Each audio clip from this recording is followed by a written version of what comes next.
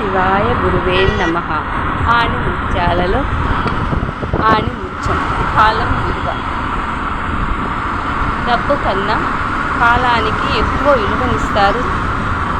డబ్బు కన్నా కాలానికి ఎక్కువ విలువనిచ్చేవారు జీవితంలో పైకి ఎదుగుతారు. అందుకే కాలాన్ని దైవశక్తిగా ఆరాధిస్తారు మన పూర్వీకులు.